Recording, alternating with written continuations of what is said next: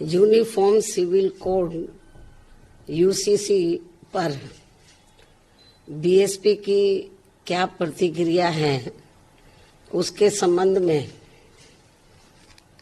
BSP का ये कहना है कि यहाँ विशाल आबादी वाले अपने भारत देश में हिंदू, मुस्लिम, सिख, ईसाई, पारसी व बौद्ध आदि इन विभिन्न धर्मों को मानने वाले लोग रहते हैं,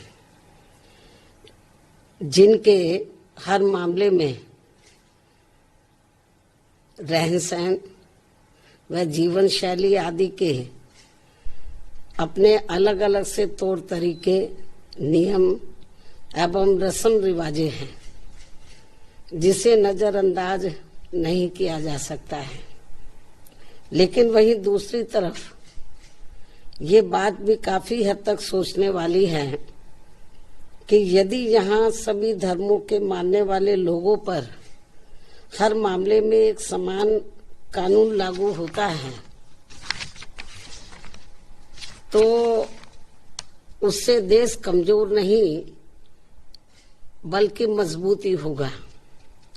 साथ ही लोगों में आपसी सांप्रदायिक सद्भाव व भाईचारा आदि भी पैदा होगा। ये बात भी कई हद तक सही है, जिसे खास ध्यान में रखकर ही भारतीय संविधान की धारा 44 में समान सिविल संहिता यानी कि यूनिफॉर्म सिविल कोड यूसीसी को बनाने पर प्रयास वर्णित है, उसका जिक्र किया गया है। लेकिन इसे जबरन थोपने का प्रावधान बाबा साहब डॉक्टर भीमराव अंबेडकर के संविधान में निहित नहीं है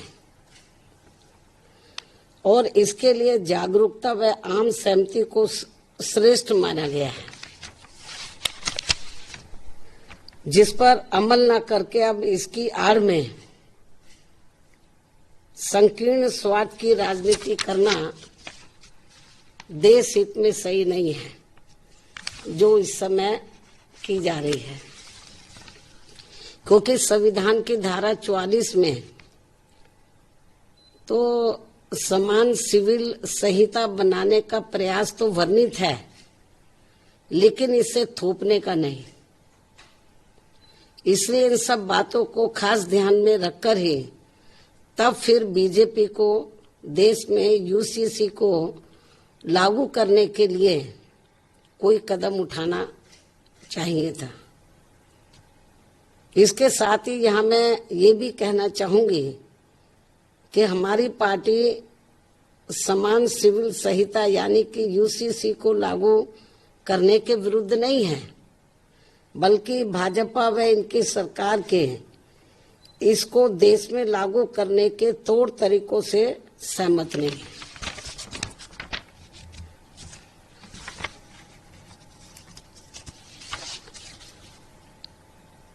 जिसमें सर्वधर्म हिताय व सर्वधर्म सुखाय की नहीं बल्कि इसकी आड़ में इनकी संकीर्ण स्वार्थ की राजनीति ज्यादा देखने को मिल रही है, जो उचित नहीं है। जबकि इससे ऊपर उठकर तब सरकार को इसे लागू करना चाहिए तथा ना ही इसमें कोई धार्मिक पक्षपात होना चाहिए। और यदि भाजपा सरकार ऐसा कुछ करती है तो तब फिर हमारी पार्टी इस मामले में अपना कोई सकारात्मक रुख अपनाएगी, वरना हमारी पार्टी इसका विरोध करेगी। जबकि देश व जनहित में सही तो ये होगा कि इस समय सरकार को अति महंगाई, गरीबी, बेरोजगारी तथा शिक्षा, स्वास्थ्य, सुख, शांति, समृद्धि जैसी बुनियादी जरूरतों के अभाव से त्रस्त व पीड़ित करोड़ों मेहनतकश व मजलूम देशवासियों के दुख दर्द पर से ध्यान बांटने में समय, संसाधन व ऊर्जा बर्बाद करने की बजाय उनसे मुक्ति पाने पर ध्यान देना चाहिए। जिन समस्याओं से ये लोग, देश की आम जनता त्रस्त है, पीड़ित है, दुखी है, लेकिन इस ओर ध्यान नहीं जा रहा है। इससे ऐसा लगता है कि बीजेपी व इनकी सरकार तो अपनी इन सब कमियों पर से देश की जनता का ध्यान बांटने के लिए, तो ये आम चर्चा है कि अब ये लोग ये समान कानून बनाने की बात कर रहे हैं कि वो सब पर लागू हो। ये लोग जो है ये बात कर रहे हैं कि यूनिफॉर्म सिविल कोड लाया जाए और सभी धर्मों पर एक जैसा वो लागू हो।